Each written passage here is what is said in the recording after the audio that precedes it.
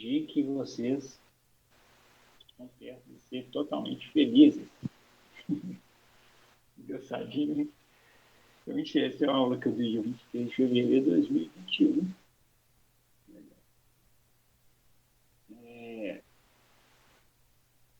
Eu não tenho ela em PowerPoint, acabou ficando com essa data mesmo. A estampagem, ela é um processo bem produtivo, né, na conformação. A gente vai ver aí que ela, os processos que tem a sua característica bem firme, né, aqui é por participar de grande parte do processo de fabricação em si, tá? Ela tem a classificação, né?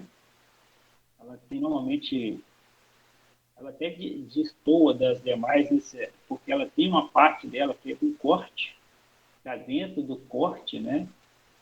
Ela pode se dividir em corte ou deformação de chapa, que normalmente é a free, mas também tem já tecnologia de estampagem a quente. Mas a grande maioria, a grande característica da operação de estampagem está dentro do processo a frio. Então, a estampagem dá chapa de fabricar as peças com paredes finas de chapa ou fita de diversos metais ou livros. Aqui tem uma característica de classificação, né? Isso aí não é, né? Isso varia de autor para autor, não é uma coisa fixa. Então, tem a primeira chamada de estampagem profundo, repuxo, o corte, imprensa, o estiramento e o dobramento. Então, tem essas 4 características aí, tem autor que chama de 3, né? E o último dessas aí, dentro, e outros chamam de 4. Depende aí de qual tipo de autor que você está comentando, sem ter um conceito final a respeito disso. Tá? Então, hoje a gente fala só de corte, mas a gente vai ver todos esses aí dentro do processo de estampagem. Ele mostra uma ferramenta, né, de simulação. Hoje é muito comum você ter ferramentas de simulação de vários processos, e isso permite, né, a substituição da modelagem. Ela é feita quando essas ferramentas começam a chegar. Porque em vez de você ter um protótipo, né, aquela primeira peça que você vai fazer o estudo dela, vai fazer vários ensaios, é claro que tem processo que ainda continua com esse protótipo, mas antes dele vem a modelagem, feita de forma computacional. Então, você tem um computador que ele auxilia, ele te informa o seguinte, né? Você tenta colocar os dados mais fiéis em relação à realidade possível, e ele vai falar, por exemplo, se a peça aguenta ou não aquele percentual de redução, aquela força de estampagem, e ele te informa ainda quais serão as partes mais críticas, né? Então, normalmente, quando você tem, por exemplo, um processo em roxo ali, em verde, tá vendo? Não estou vendo nenhuma característica em vermelho. Amarelo, vermelho seria extremamente crítico, onde que a peça praticamente estaria se rompendo, enquanto que o roxo, a tensão está bem tranquila, né? Ela está em outra faixa de tensão bem pequena, que não afeta quase que nada o material. Então, tudo isso é feito de uma forma de simulação computacional, que ele te informa, né, se a peça vai ou não aguentar. E aí, quando eu falo de dados realísticos, você vai falar que tipo de material que é, o sentido de tensão versus o sentido de orientação de grãos. A gente vai falar disso mais lá na frente também, tá? Essa questão de sentido de orientação de grãos, o tanto que ele influencia na qualquer processo de fabricação por conformação, e a estampagem não está fora disso.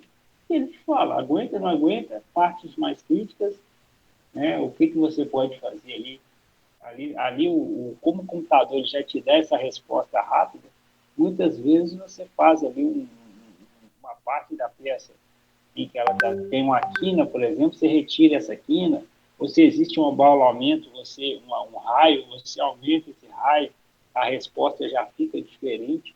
Essa é a vantagem do computador, né? Você simula ali de forma bem rápida mudanças e respostas. Ele te dá uma resposta dentro dessas mudanças que o projetista vai solicitando e já vai te falando ali qual que seria as respostas para cada mudança que ele faz. Então, você já chega numa otimização antes de fabricar a peça. Quando você chegar no protótipo, é simplesmente já testar aquilo que a computação já falou, que é de forma otimizada. Zé, pode falar. Isso está muito ligado à preditiva de uma indústria 4.0? Muito ligado olha, na verdade, ele pode estar ligado ou não à indústria 4.0, né? Porque o que acontece? A indústria 4.0, a gente fala muito de automação e comunicação de máquina com máquina. Perfeito? É isso? Você Sim. tem uma operação mínima ali de interferência do homem. Agora, muitas das vezes, Bom, pessoal, eu vou deixar exercício para vocês fazerem ali. Depois do intervalo, a gente bate em questão dessa lista, tá? Que a gente tem que fazer de definição. Vou deixar ela para. Você tem um ferramenteiro que vai fazer toda uma matriz visual e você, ao mesmo primeira tempo, semana de março, segunda semana de você tem uma máquina, você tem Bacana, professor, bacana, professor. Ele te fala qual. Professor, só me tirou uma dúvida, Cris, que eu esqueço. E semana que vem vai ter aula normal, desse quadro ou não? Antes de você fabricar, você está sabendo? Você tem essa resposta, seja ele. Antes eu estou com uma dúvida. Eu vou ver se eu olho o calendário aqui. Eu sei que segunda e terça não tem. A comunicação, eu só estou na dúvida, quarta-feira, o processo de produção ele se torna mais rápido e mais eficiente. Okay? Tô na dúvida, Claro, sei que segunda e terça não tem não, tá? Quarta é feriado, faculdade, até as 14 horas. 14 horas vai ter aula. Vai ser o melhor dos mundos. Pois é. Vou dar uma verificada. Não, beleza, então. É daqui a pouco. O homem fazendo. Não, com certeza. Tá? Então, essa parte entendeu? Da modelagem, ela pode estar ou não ligada a 4.0. É claro que quanto mais elementos gráficos e quanto mais simulação você tiver na indústria de automação, mais competitivo fica. Tá? Mas você pode pegar um processo totalmente manual e conseguir adequar uma ferramenta de simulação. Sim, eu estou questionando porque hoje eu estive no Senai, uma visita técnica, sim. E aí, exatamente para a indústria 4.0. E aí, muito do que você está falando foi mostrado lá, né? Claro que aí tem aquelas fases, né? A 4.0 seria praticamente, assim, quase 100% somente automação. Mas ainda existe, né, a atividade compartilhada entre homem e robô. Então mostrou muito isso lá, foi muito interessante. E pegou muito essa questão de preditiva. Então, assim, vai de encontro um pouco com essa questão que você está falando aí de mostrar tudo que pode dar certo, que dá errado no produto ali antes de confeccionar. Aí, mas voltar também para a máquina, né? Quanto tempo a máquina vai durar, né? Qual que é a vida útil do equipamento? É muito bacana.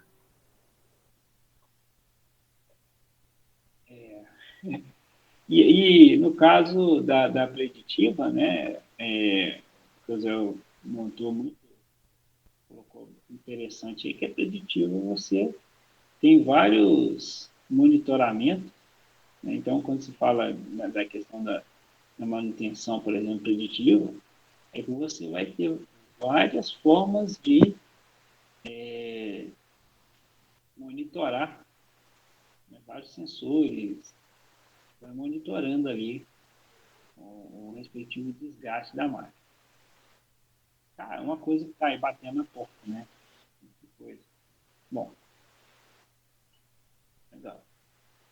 Então, algumas vantagens, né, do processo de fabricação, alta produção, então estampagem, aliás, a conformação está muito ligada a isso, né? Altíssima produção. E quando você tem, e aí entra muito bem no que o Zé falou, né? Se você reduz muito o desgaste, maior o custo, menor o custo por peça, bom acabamento não necessitando processamento posterior. A estampagem ela é muito evidente nisso, extremamente evidente, né? Muitos processos não precisam de processo posterior de usinagem, por exemplo, nenhum. Tá? Pode até precisar de um tratamento térmico ali, mas usinagem é bem característico da estampagem não precisar. Uma resistência das peças devido à conformação que causa o encurvamento do material. Então, por ser grande processo a frio, o encurvamento está muito ligado. E baixo custo de controle de qualidade devido à uniformidade da produção e à facilidade para a detecção de desvios. Mais uma vez, entra o que o Ezequiel falou em relação de extensão, né? Você tem uma indústria 4.0, quando você tem uma automação ligada à autoprodução, maior será esse valor aqui. Eu não tem pincel aqui, né? Eu não estou no PowerPoint.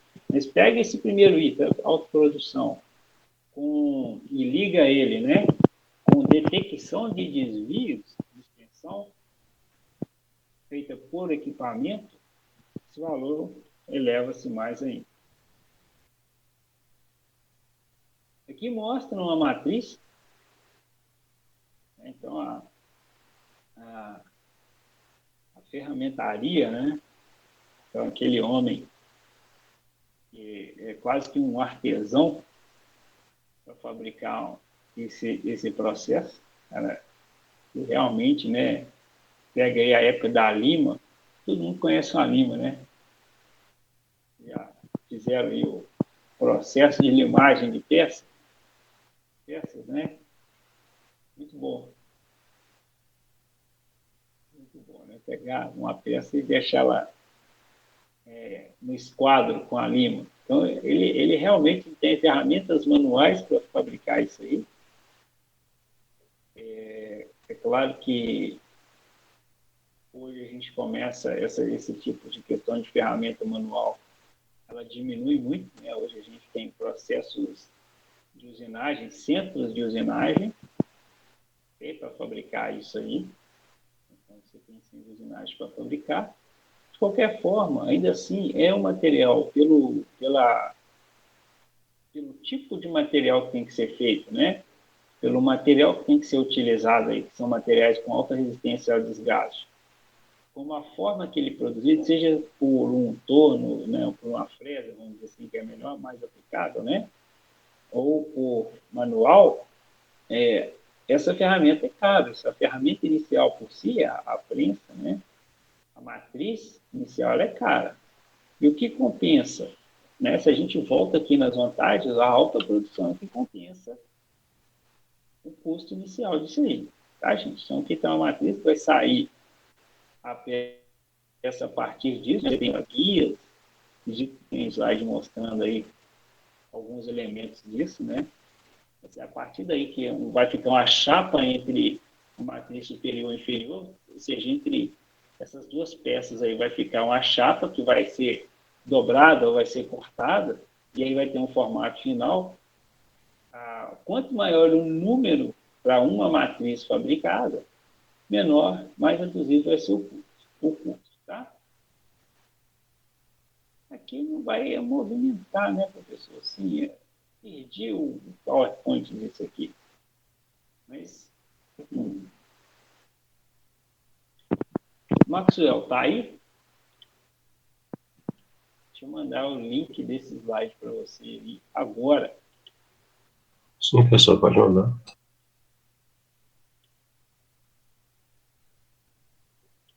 Vou copiar ele aqui.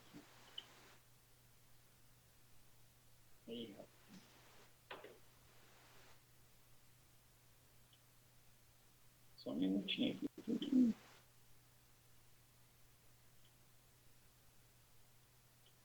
Um monte de guia aberta aqui também.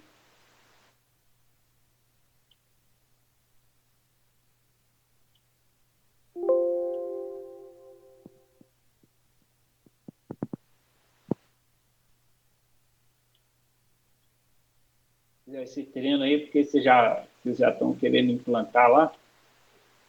Normalmente, quando a empresa já treina assim, é porque já há uma viabilidade, né? Um estudo de viabilidade de projeto, né? Já abrimos um projeto 2390 para trabalhar numa banca de trefila, até comentei no dia da apresentação sobre trefila, que é a banca Schumag. É a mais complexa que nós temos, né? E aí já tem esse trabalho para iniciar nessa banca. Provavelmente mais para frente eu vou ser mais envolvido nesse projeto. No momento eu não estou, né, assim, muito ciente do que vai acontecer, mas já me sinalizaram hoje que mais para frente tem mais demanda para mim lá. Bacana.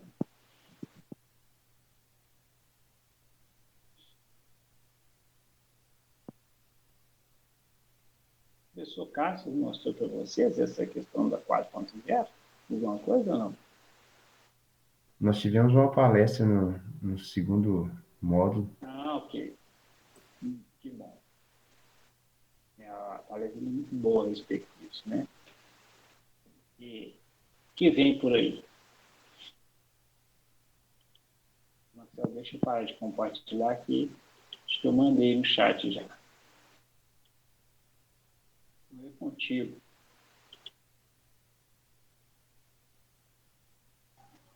Vamos lá. Vamos lá. Segue o jogo. Esse é um vídeo até pequeno, tá? Já imaginou manter o exterior da sua casa todas as noites sempre bem Eles estão iluminado e visualizando aí. seguro? E o melhor? Sim.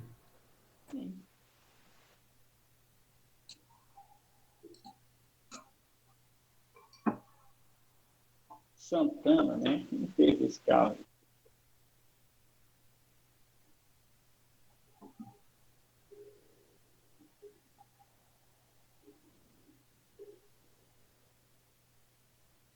Não tem áudio mesmo não, tá, pessoal?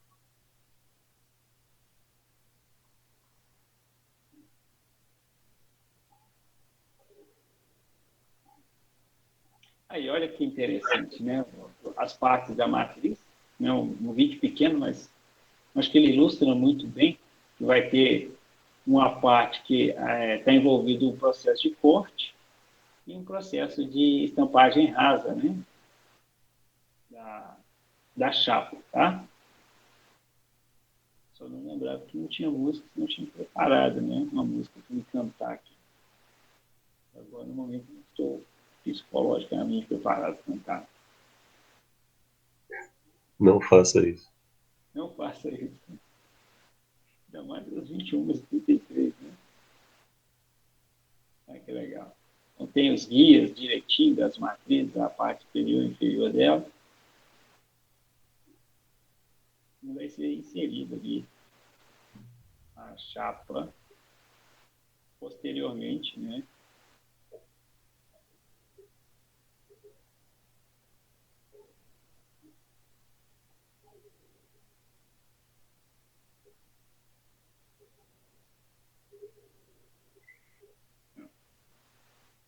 Já saiu.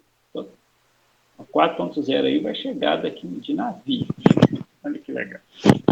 Consegue enxergar que ao mesmo tempo que ela corta, né?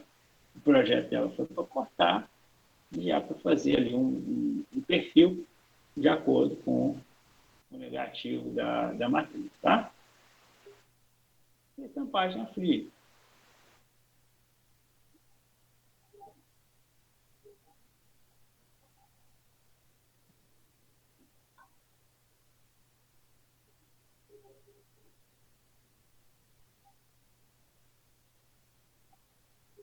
Um vídeo pequenininho, sim.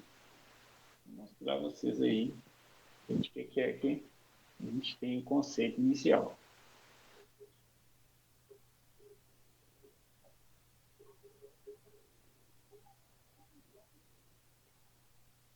Show.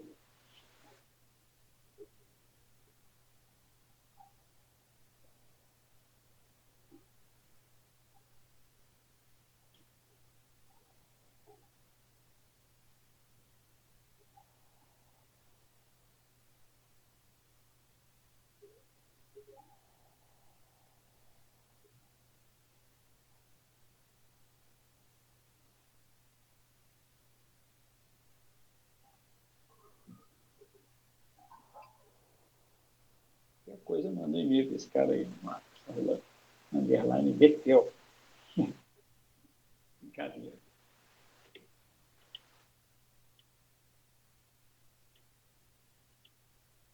Valeu, obrigado. Um vídeo pequeno mesmo. Mais 10 pontos na minha conta. Olá, você sabe qual é o lado correto de se aplicar a folga? Por exemplo, se é no punção ou se a folga deve ir na matriz? Algumas pessoas têm esse tipo de dúvida sempre que vai fazer uma ferramenta ali de recortar ou preparar um processo que envolve um recorte, uma furação. Que lado que se aplica a folga de corte? No punção ou na matriz? Então eu resolvi fazer esse vídeo para que a gente aqui de uma forma visual possa compreender um pouco mais isso aí, ok? Eu sou Adriano Lopes. Seja bem-vindo ao canal Repuxando.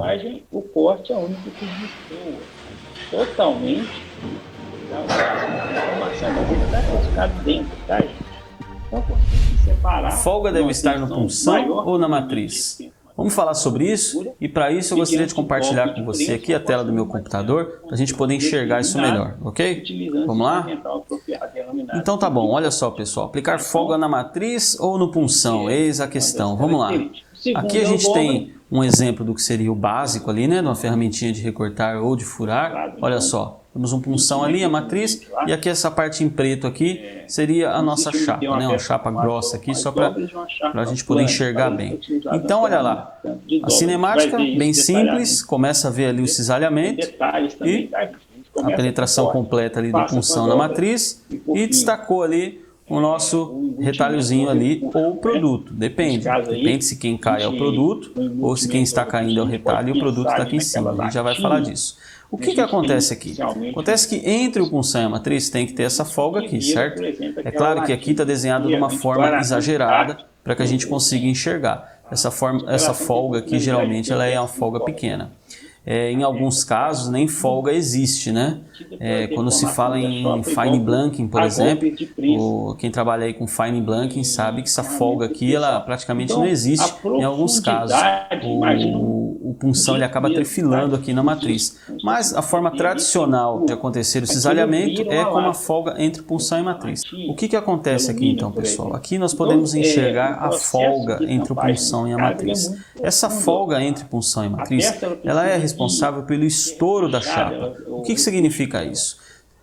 O punção ele não consegue cisalhar, quando a gente trabalha com folga, cisalhar totalmente a espessura da chapa. Então o que ocorre? Normalmente ele cisalha mais ou menos ali 1/3 da chapa, isso depende um pouco da folga, mas vamos lá. Mais ou menos 1/3 da chapa é cisalhada e o resto acontece um estouro. Se você pegar uma chapa estampada aí na mão e olhar bem na espessura dela, você vai conseguir enxergar o que foi cisalhado perfeito e o que está um pouco mais irregular ali, você vai ver que é o estouro da chapa. Ok, repara que quem determina a medida do nosso produto é essa parte maior, essa parte cisalhada. O estouro acaba ficando com a medida um pouco reduzida. Então olha só, o estouro ele busca exatamente a medida da matriz, ou olhando aqui embaixo, olha só, o estouro busca a medida exata do punção. Então, o que determina em que lado vai a folga, se a folga de corte vai na matriz ou se a folga de corte vai na punção, o que determina é em que lado que está o meu produto. Simples assim. Isso não depende se o corte é interno, como um furo, ou se o corte é externo, como um recorte ali de um retalho externo do produto. Não, isso não depende disso. Depende simplesmente se o produto é o que está em cima da matriz ou se o produto é aquele que está caindo. Por exemplo, é muito comum na área automotiva ou em outras, na área da linha branca, por exemplo, o produto maior, você fazer um furo como esse aqui, onde quem cai é o retalho, certo? O que cai é o retalho e o que fica sobre a matriz é o produto. Agora, existem também casos, por exemplo, ferramenta progressiva, peças bem pequenas, componentes bem pequenos, em que o que fica sobre a matriz é a tira, ou seja, é o retalho, depois que vai jogar fora, é o galho, os ligamentos ali para transporte do produto, e quem cai é o produto, ou seja, é o processo inverso, quem cai é o produto. Então é isso que determina em que lado vai a folga. Portanto, batendo o martelo nessa questão, nós teríamos isso aqui, olha só. Se o produto, a regra é essa aqui, ó, bem simples. Se o produto fica sobre a matriz, então você tem que dar folga na matriz. Por quê? Porque a peça toma a medida do punção. Olha só, a parte cisalhada é a parte que encosta no punção. Se o produto cair, no caso de uma progressiva, por exemplo, né, um exemplo só, se o produto cair, a folga tem que ser no punção. Por quê? Porque a peça toma a medida da matriz. A medida é sempre essa parte que é cisalhada, essa parte maior. Se você pegar um paquímetro e medir a peça, você vai acabar pegando a medida maior, nunca a menor. Portanto, é a medida maior que determina a medida nominal do produto e a folga vai para o outro lado. Por exemplo aqui, suponhamos que isso aqui seja o nosso produto. Se eu for medir com o paquímetro, eu vou pegar essa medida, então o nominal tem que estar aqui na minha matriz. E a folga eu vou jogar no punção, por quê? Porque o estouro vai buscar a medida do punção, a medida menor, certo? A regra é essa, muito simples, é isso que determina se a folga vai no punção ou na matriz. Se na sua própria empresa você é o primeiro a chegar e o último a sair, se você é o que faz tudo que os seus colaboradores não conseguem fazer, sinto te dizer, mas você não está ocupando a cadeira de dono, e sim o cargo de seu melhor funcionário. É bem assim. Sim. Né? Desculpa, mas é exatamente isso, cara. Não posso fazer nada. Se eu não posso fazer nada, por que eu vou gastar energia com um negócio que eu não posso fazer nada? Sim. Né? Energia não é para ser desperdiçada, energia é para ser usada de maneira produtiva. Vou ficar aqui esquentando a cabeça porque o dólar aumentou e não sei o que. Não adianta eu ficar esquentando a cabeça porque o dólar aumentou. Deixa eu usar minha energia para outra coisa. Onde eu vou usar minha energia? Nas coisas que eu posso controlar. Para acabar com o caos na empresa, para ter uma equipe autogerenciável, o comandante, ele precisa jogar um jogo mental. E aí a gente tem que estar preparado para lidar com isso, né? Está começando mais um podcast Empresa Autogerenciável, o podcast que vai ajudar você, que é dono de uma pequena ou média empresa, a Marcelo, a construir uma empresa autogerenciável. O meu nome é Aline Decker. Meu nome é Marcelo Germano. Show. Só pra contextualizar quem tá ouvindo, por que eu caí na gargalhada? Porque o Marcelo, ele sabe que quando eu tô fazendo a abertura, ele dá uma piscadinha.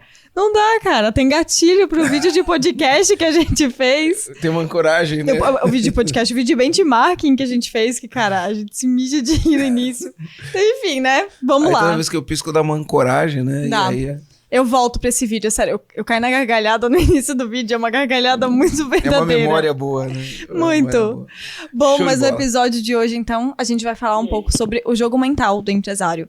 E eu acredito que a gente já teve algumas discussões até sobre isso, porque tem toda a questão de fundamentos, a empresa tem gestão, tem cultura, tem a liderança, mas se o dono não estiver trabalhando o domínio pessoal dele, a tendência da empresa fracassar, ela é grande. Eu vou falar desse ela é grande. Eu tenho, Aline, todos os dias eu tenho procurado repetir os 6 pilares, né?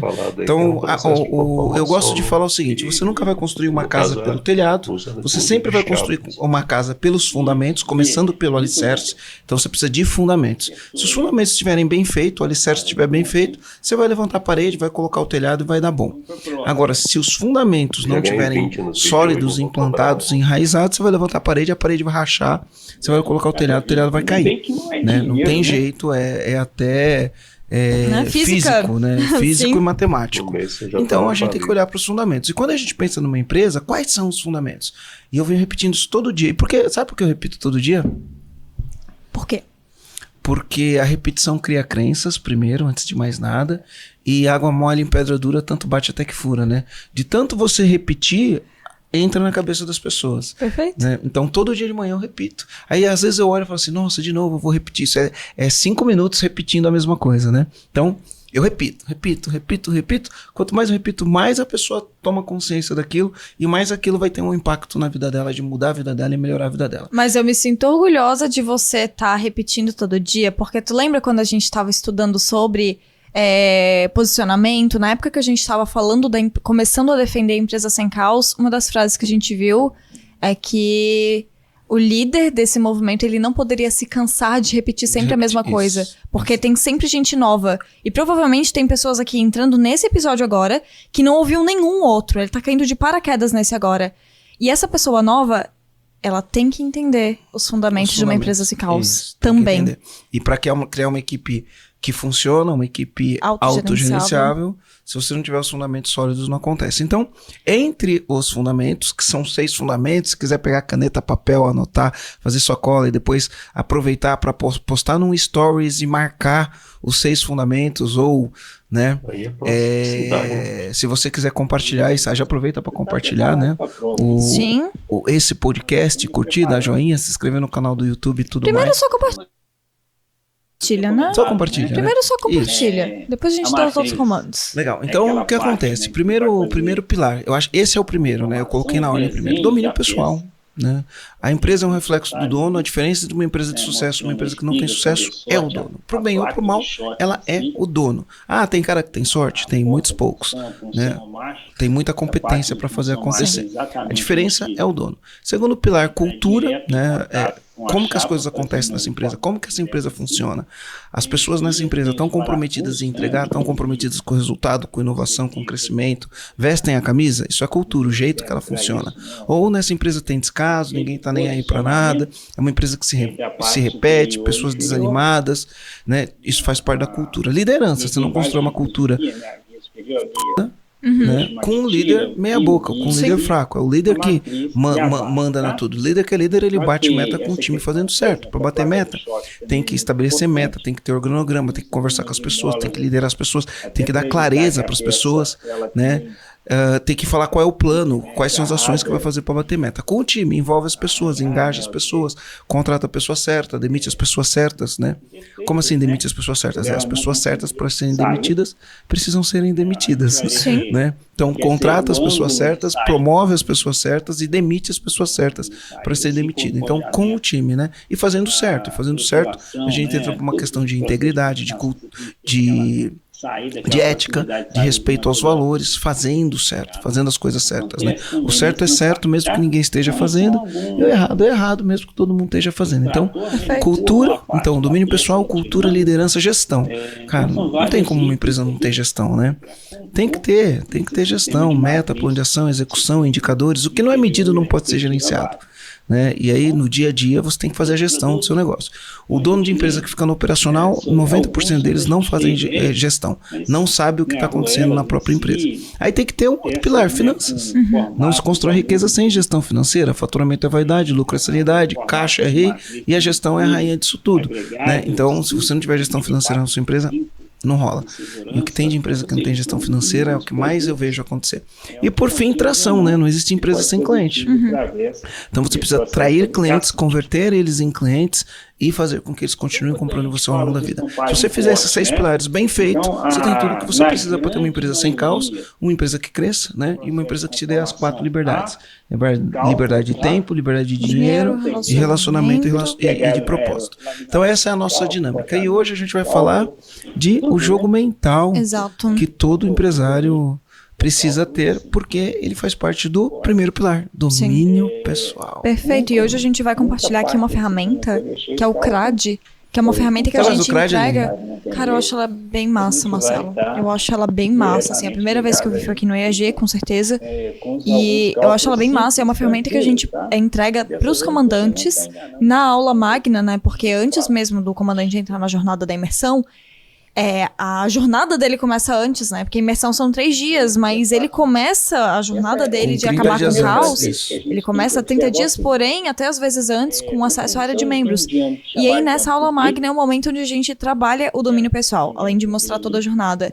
E falando do domínio pessoal, a gente entrega essa ferramenta, que é o CRAD. E eu queria que você explicasse um pouquinho, tipo, por que a gente aplica essa ferramenta para os comandantes dos nossos treinamentos? Por que o CRAD? Então, legal. Então, por que esta ferramenta? Tá?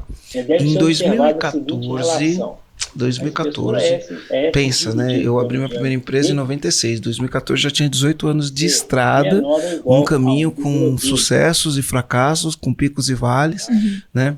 Mas eu vinha de 7 anos ininterrupto de crescimento e batendo meta.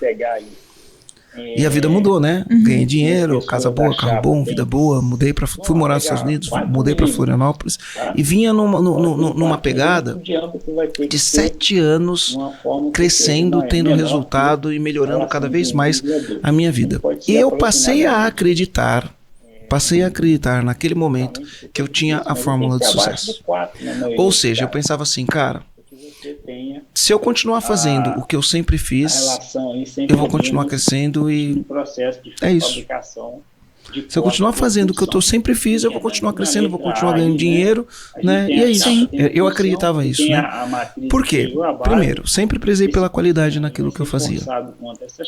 Olhava para a equipe, sempre prezei em algumas coisas que eram valores da minha empresa, de desenvolver pessoas, ter qualidade de negócio, pagar salário acima da meta e esse tipo de coisa. Meu produto era diferenciado. Salário acima da média, né? Salário acima da média, Meu produto era diferenciado, os clientes estavam dispostos a pagar mais pelo que eu fazia porque o meu serviço era melhor. Né?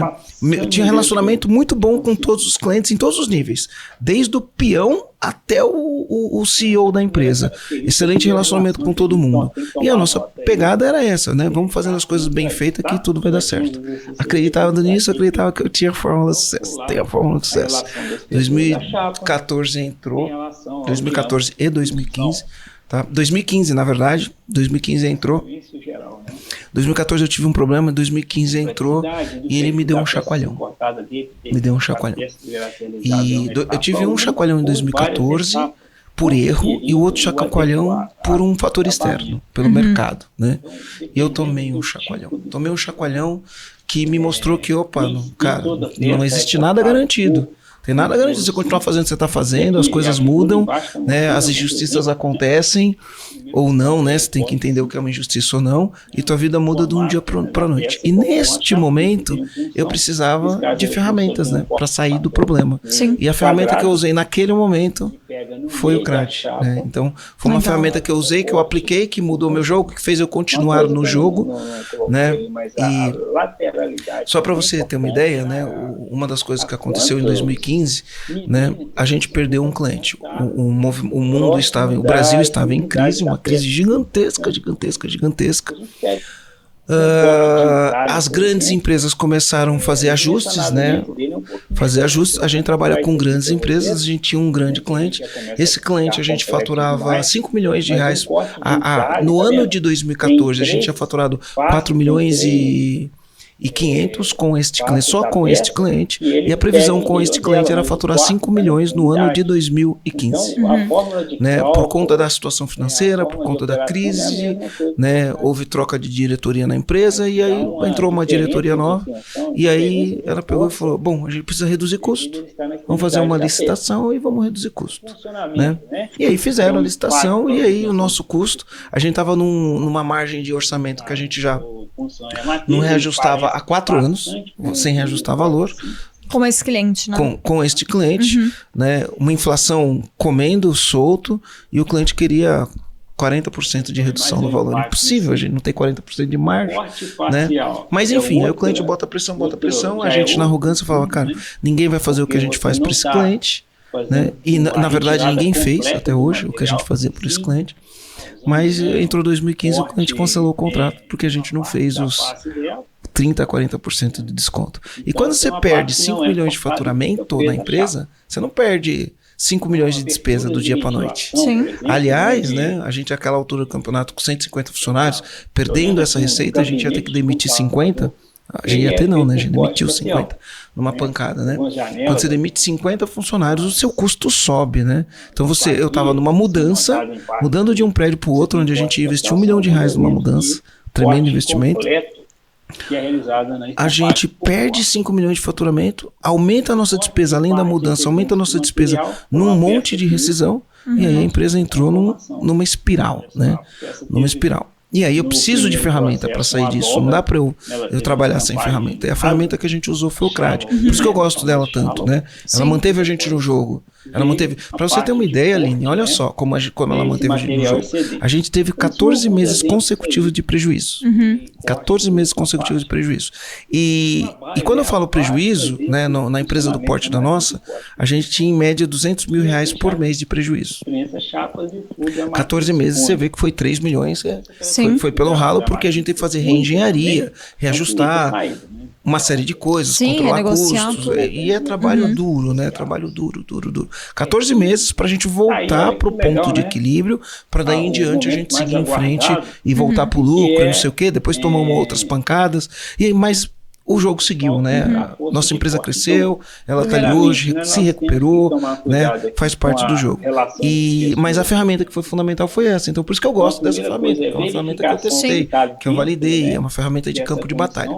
E essa ferramenta eu aprendi em alguns dos treinamentos que eu fiz ao longo da vida, né? Então, ao fazer alguns treinamentos, eu tive acesso a uma leitura, eu me dediquei bastante nessa leitura, de um cara chamado Martin Seligman. O Martin Seligman, ele é o pai da psicologia positiva, né? Tudo que a gente vê de psicologia positiva, quem começou foi o Martin Seligman, né? Então eu estudei toda a obra dele, né? Você explica o contexto da psicologia positiva, para quem está ouvindo, que eu não sei se todo mundo... O que acaba acontecendo, né? Para eu falar numa linguagem mais simples, tá? Mais simples, para não complicar, porque a gente tem que ter uma mensagem clara e direta, né? Existem pessoas que de antemão são otimistas e existem pessoas que de antemão são pessimistas, né? E isso faz toda a diferença no dia a dia, né? Aqui não é autoajuda, não é discurso vago, né? A pessoa ser otimista ou ela ser pessimista faz uma diferença muito grande na vida das pessoas. Normalmente as pessoas que são pessimistas, elas desistem rápido, né? E isso faz uma diferença. Você desistir rápido faz uma diferença entre você ter sucesso ou não, tá? Então, o que acontece? O Martin Seligman, ele começou uma obra, né? O objetivo dele era estudar a depressão, entender por que as pessoas entravam em depressão. E aí ele teve várias descobertas e depois, conversando com o empreendedor, tinha que ser um empreendedor, né? Ele ganhou vários prêmios, defendeu algumas teses interessantes, conversando com o empreendedor. Aí o empreendedor falou para ele: porque ao invés de você estudar as pessoas que entram em depressão, por que você não estuda as pessoas que não entram em depressão? O L vai ser dado. E ele teve um estalo. E ele começou a estudar as pessoas que não entravam em depressão.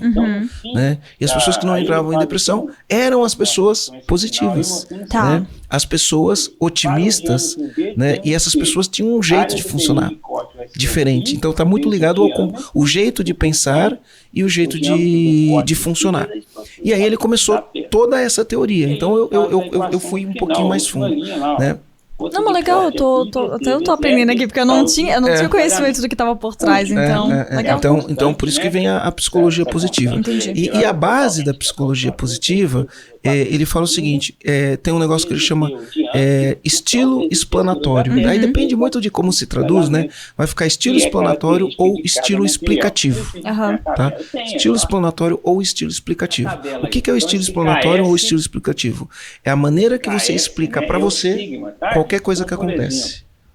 Olha só, é a maneira que você explica para você qualquer coisa que acontece. É a história que você conta para você sobre qualquer coisa que acontece. E isso traz pra gente o comando da situação. É qual história eu quero contar sobre o que aconteceu. Isso traz pra gente o comando da situação. Então, nessas pesquisas, né, ele fez um trabalho com vários psicólogos renomados do mundo inteiro. Entre os trabalhos, ele fez um trabalho com o Paul Stoltz. E o Paul Stoltz escreveu uma outra obra, né, que foi da onde a gente tirou a ferramenta do CRAD. Legal. Foi da obra do Paul Stoltz. Ele escreveu o livro As Vantagens da Diversidade, que é o livro que está na minha mão aqui. Tá. E tem uma frase aqui, quem fez o prefácio do livro foi o Stephen Covey, dos 7 hábitos das pessoas altamente eficazes. Para quem acompanha a gente, né, quando a gente fala o quadrante de Covey, Q1, Q2, Q3, Q4, foi o Covey que fez o prefácio desse livro, né?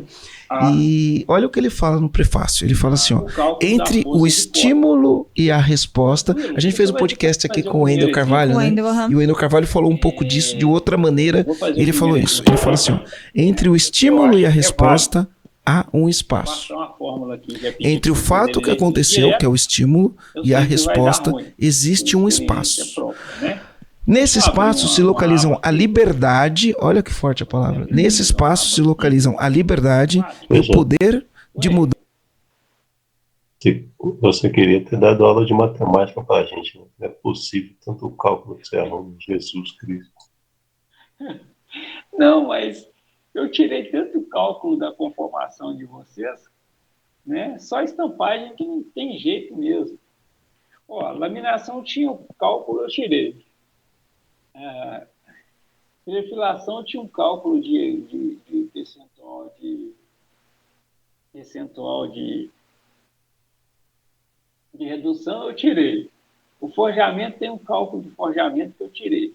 Eu deixei só isso aí. Devia ter tirado também. Podia ter seguido o script, né? Mas você vai bem enrolado. Não, sempre, toda aula ela arruma alguma coisa para estragar a amizade. Tá vendo? Próxima turma eu vou deixar todos os cálculos aí, não tem essa, né? Isso. Na próxima turma não tem problema não, filho. Peraí que o Miro aqui tá preguiçoso, né?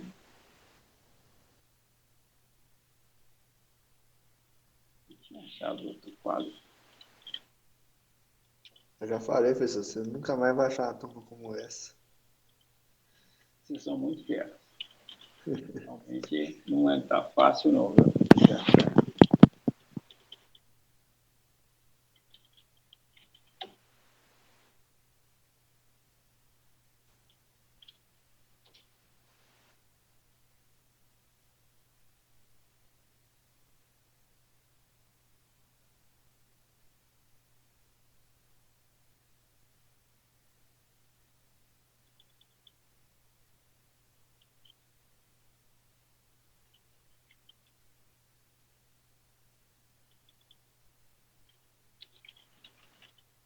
Dificuldade, hein?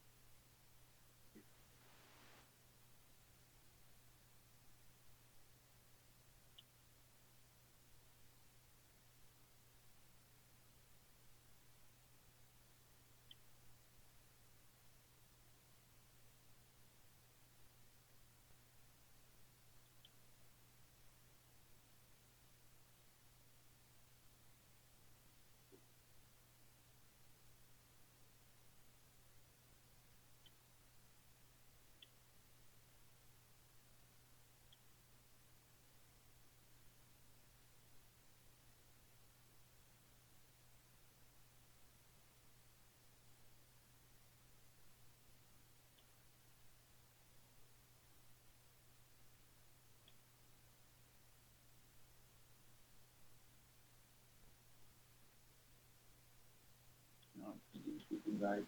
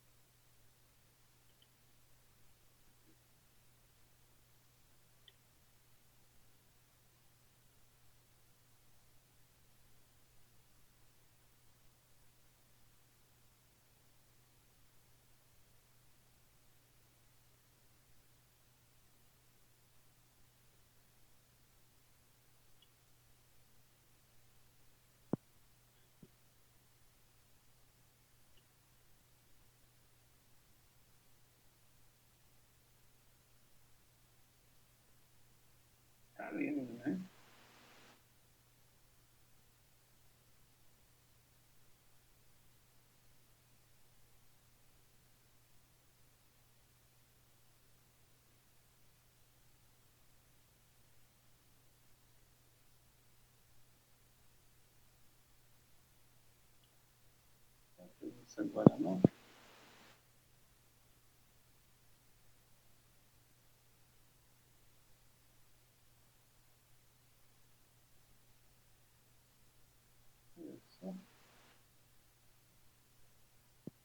Até meia-noite ele termina.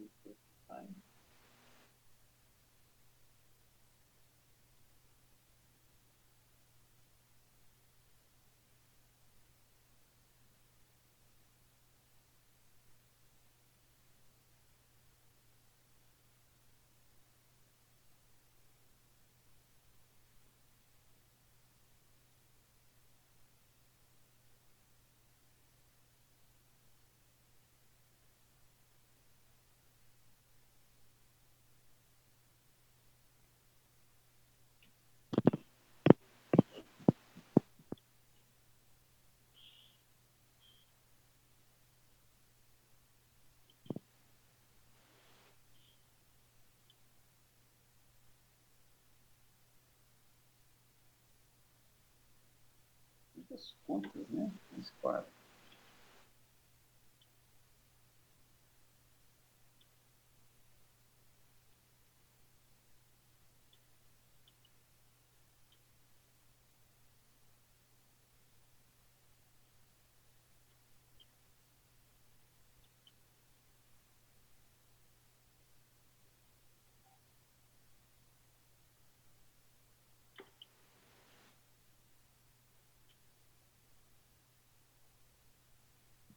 Pronto.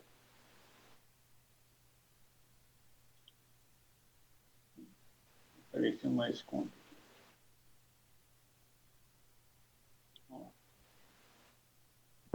Então é o seguinte, a gente vai colocar um texto aqui, falando que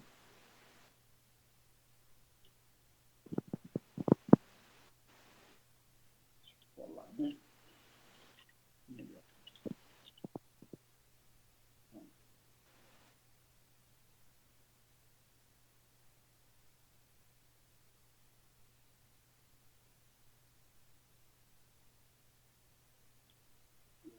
Tá?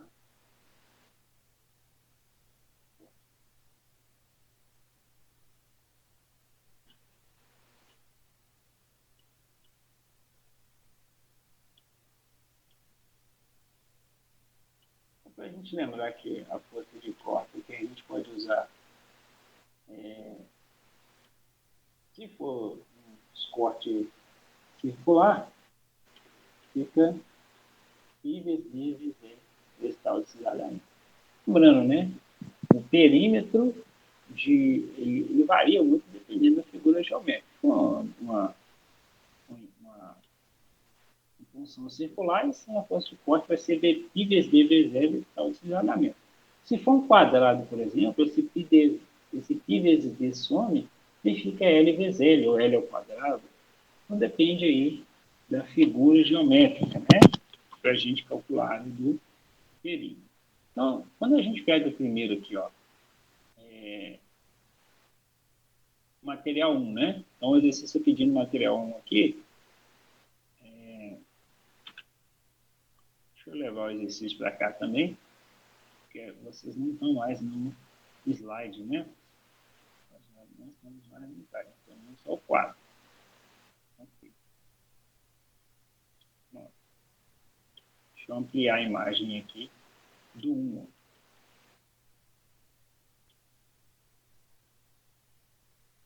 Não. Material A, aço B20, que é o 0,2%. Como eu não falei qual que é, vamos considerar ele ali como recursivo. Vamos considerar sempre a primeira coluna recursiva, tá? Quando eu não falar. Que nesse caso é o 1020 recursivo.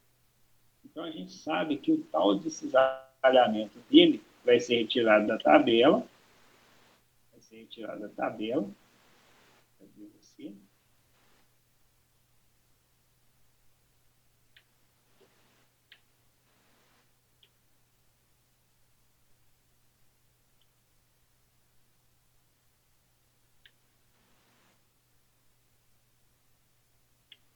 Retirado totalmente da tabela aqui.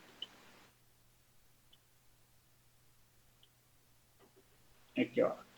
Aço 0,2%, retirado da tabela, o valor dele é 30. Então, tal de cisalhamento, um valor totalmente retirado da tabela, vai ser 30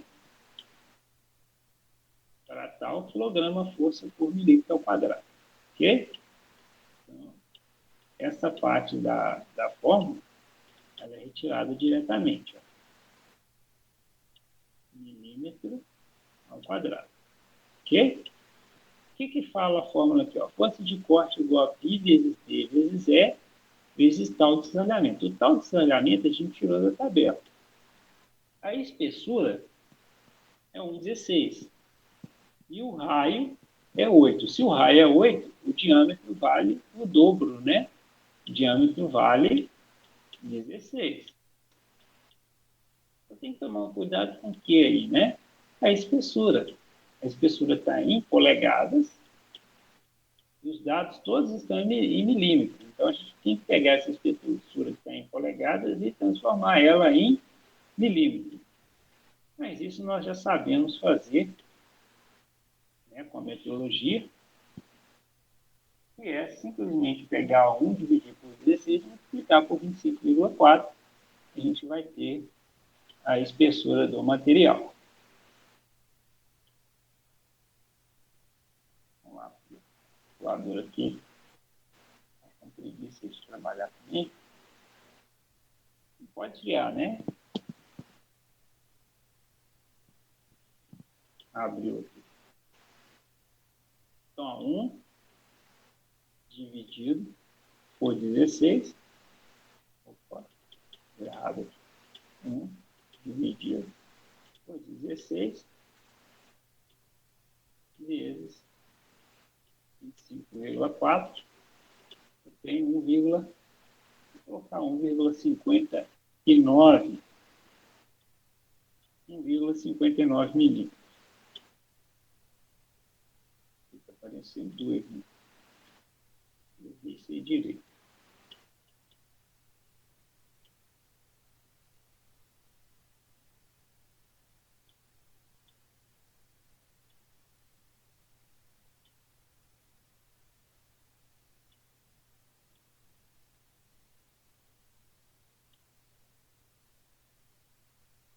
Pronto, 1,59. Então, a força de corte vai ser igual ao quê? Agora a gente tem todos os dados para resolver a letra A do exercício, né? Força de corte vai ser igual a π vezes D, como o raio 8, né? O D 2 vezes o D foi 16, vezes a espessura, né? Com 16 nós transformando ela de polegada para milímetro deu 1,59, vezes o tal de cisalhamento que a gente tirou da tabela, que é 30. Pronto. Fez essa multiplicação aí de π vezes 16 vezes 1,59 vezes 30, a gente acha o respectivo valor de corte e encerra esse exercício aí. É tranquilo, né? Sem muitas surpresas.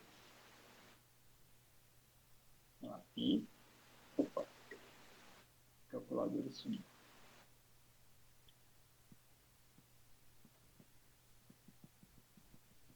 π vezes 16 vezes 1,59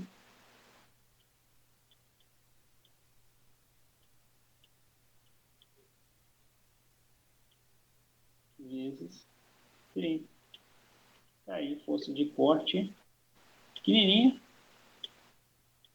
É isso? Força pequena aí.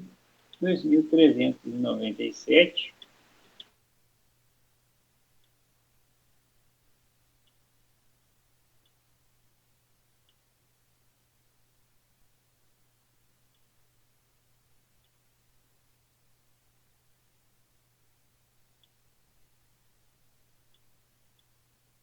Vírgula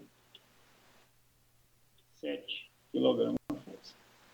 Aí a força de corte para cortar esse primeiro material aí, que é um material SAE 1020, com o diâmetro de 16 e espessura de 16 polegadas, transformado para 1,59. Uma força de corte de 2.397. Então, o professor fez o A aí, e eu vou deixar para vocês se divertirem agora com o B e o C. Deixa eu voltar para o slide aqui.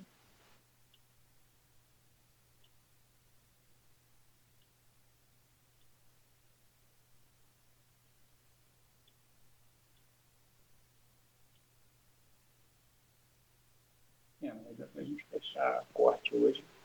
Vou deixar, né? Para fechar semana que vem. Mas aí a gente não tem tempo para fazer o 2 e o 3 aí. Que é um aço inoxidável. Lembrando que a gente vai considerar o tal de cisalhamento para recozido. E o alumínio. No caso do alumínio aí, o alumínio de 99, 99,5, né? Que o alumínio é quase que puro, não, quase que não comercial. Como tem um valor de recozido de 7 a 9, vamos usar a média 8, tá? 7 mais 9, 16, e por 2,8 vamos usar 8 como o tal de cisalhamento para a gente calcular a força de corte desses dois materiais. Bom? Agora é com vocês. Eu vou deixar de parar a casa aí. Aula que vem a gente continua. Já são 22 e 21. Chega, né? Por hoje é só. Quebrar já. Deu uma descansar. Tá bom. Valeu aí. Boa noite, pessoal. Até mais.